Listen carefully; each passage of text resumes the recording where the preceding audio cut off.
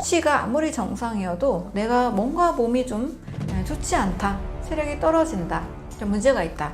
그래서 그럴 때는 제가 세 가지 같이 꼭 검토하라고 말씀을 드리고요.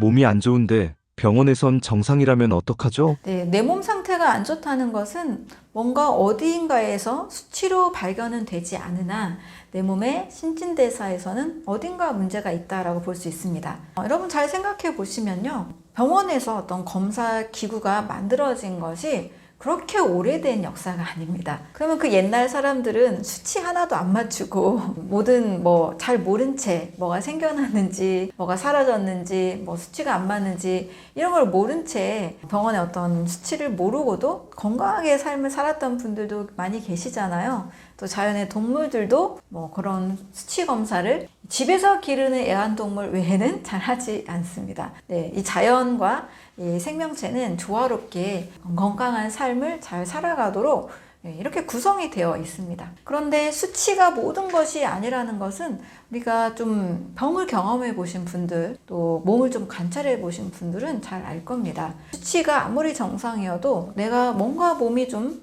좋지 않다, 체력이 떨어진다, 좀 문제가 있다. 이럴 때는 일단 식사 습관, 그리고 몸의 움직임, 운동 습관, 그리고 심리적인 요인을 같이 저는 살펴봐야 될 것 같아요. 정말 아무런 수치가 안 나왔는데도 이상하게 여러 다양한 증상들을 이야기하시는 걸 들어봤을 때 제가 자율신경에 좀 불균형이 있는 것 같습니다. 이런 얘기를 또 하기도 합니다.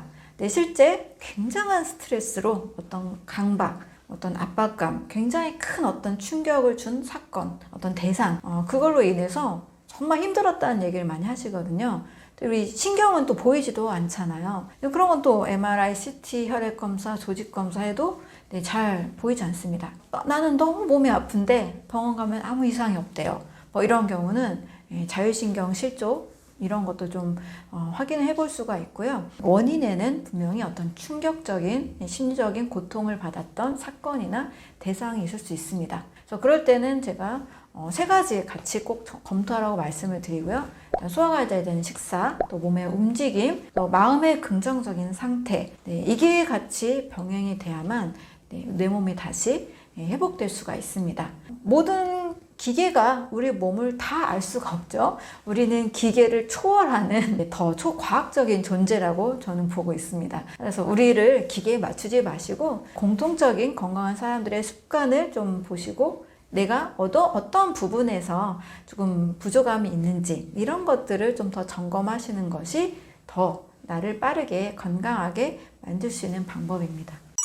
내 몸이 아프지 않아도 꼭 실천해야 하는 건 뭔가요? 아프지 않아도 꼭 실천해야 되는 그 한 가지, 저는 요즘은 긍정적인 마음에 대해서 많이 생각을 하게 돼요. 그래서 꼭 긍정적으로 생각하고 긍정적으로 사세요. 저도 그렇게 노력을 하고 있습니다. 저도 스트레스를 경험해왔기 때문에 정말 아무리 좋은 음식을 먹고 몸을 움직이고 있어도 그 스트레스를 받는 그 상태가 오랫동안 유지가 되면 염증도 늘어나고 몸이 굉장히 처지고 힘이 없는 것을 저도 경험해봤습니다. 여러분들에게 가장 중요한 한 가지, 제가 요즘 생활습관의학이나 여러 공부를 더 많이 하다 보니까 진짜 긍정적인 삶의 태도, 마음가짐이 너무 중요하구나를 느끼고 있습니다. 또 정말 채식만 했는데도 암이 더 커지거나 또 암에 걸린 분들도 의외로 많이 계시더라고요. 역시 스트레스를 여쭤봤을 때 공통적으로 큰 충격적인 어떤 인생의 좀 힘든 사건들을 경험하신 분들이 많이 있었습니다. 그래서 정말 아프지 않고 건강하게 오래 사는 것을 원하신다면 긍정적인 생각 습관과 삶의 태도 굉장히 잘 챙겨가셨으면 좋겠습니다. 구독자님의 질문입니다. 네, 김정희님의 질문입니다. 췌장에 좋은 음식을 빨리 알려주세요. 다른 설명 말고요. 네, 췌장을 과로하지 않게 식사하는 방법은 췌장에 필요한, 또 온몸의 세포에 필요한 효소가 충분한 음식입니다. 효소가 충분한 음식은 저는 항상 과일을 강조하고요. 그리고 채소의 경우에는 소화가 좀 잘 되는 익혀서 먹는 방법도 좋습니다. 소화가 잘 되는 분은 생채소를 드셔도 좋습니다.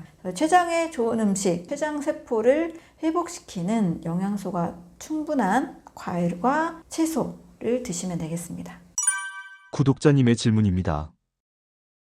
남정임님의 질문입니다. 냉동 딸기와 두유를 갈아 마셨더니 배가 안 좋아요. 네, 딸기와 두유를 갈아서 드셨군요. 배가 아픈 이유는 콩이 소화가 되지 않거나 갑자기 차가운 음식을 먹었을 때 배가 아플 수 있습니다. 딸기를 어느 정도 드셨는지 모르겠는데요. 일단 너무 차갑게 드시지 않았나 생각이 들고, 또 평상시 두유가 소화가 잘 되는지 안 되는지를 확인해 보시면 되겠습니다. 또 급하게 드실 경우에도 배가 좀 아플 수가 있겠죠. 그래서 좀 천천히 또 차갑지 않은 상태로 드시는 방법을 추천드립니다. 구독자님의 댓글입니다. 먹방 유튜버들은 어떻게 살아있는 걸까? 저도 먹방 유튜버들을 볼 때마다 상당히 많이 걱정이 됩니다. 굉장한 양의 음식을 많이 드시잖아요. 분명히 신진대사에는 좋지 않을 겁니다. 그런데 이분들이 그렇게 드시고도 살이 안 찌는 분도 많이 계시잖아요. 이런 분들을 보면 굉장한 관리를 하고 계실 거라는 생각이 들어요. 운동을 정말 많이 하시는 분들도 계신 것 같고요. 일반인과 정말 남다른 소화력을 가지신 것 같아요. 많은 분들은 그렇게 먹는 것 자체가 불가능하잖아요. 근데 소화력, 이 소화 효소의 분비, 장기의 움직임, 이런 것들이 일반인의 몇 배 이상 더 좋은 것 같습니다. 그리고 굉장히 운동을 많이 하십니다. 아마 보이지 않는 데서 운동도 많이 하시는 것 같아요. 얼마나 진실하게 다 보여주시는지는 잘 모르겠지만 두 가지, 굉장한 소화력을 가지고 있다. 장기의 신진대사 능력이 다르다. 그리고 아마 많은 운동을 하고 있을 것 같다. 먹지 않는 동안에 충분한 휴식이나 다시 몸을 관리하는 시간이 저는 꼭 있을 것 같습니다. 구독자님의 질문입니다.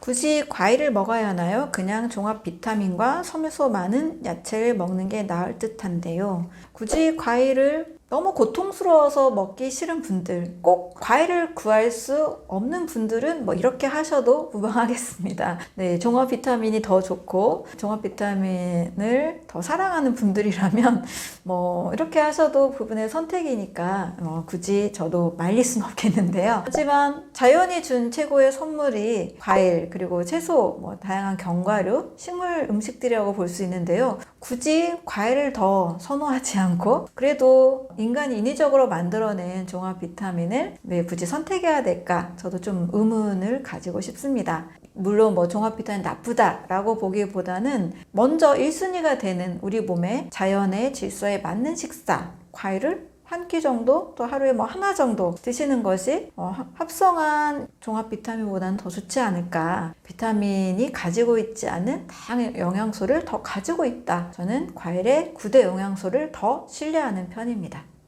구독자분들께 해주고 싶은 말씀이 있으신가요?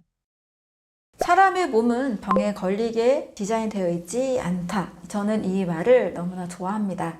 우리 몸이 최대한 자연의 질서에 맞게 몸과 마음의 건강과 질서를 지킨다면 큰 병 없이도 우리는 건강하게 살아갈 수 있습니다. 그리고 조금의 불편한 피로감이나 어떤 증상이 나타날 때 좀 미리미리 알아차리고 건강한 체력 상태를 만드신다라면 누구도 약을 먹고 또 불편하게 아프게 살아가실 필요가 없다고 봅니다. 평상시에 좀 내 몸을 더 관찰하시고 사랑해 주셨으면 좋겠습니다. 모두 건강하고 행복하시기를 바라겠습니다. 감사합니다.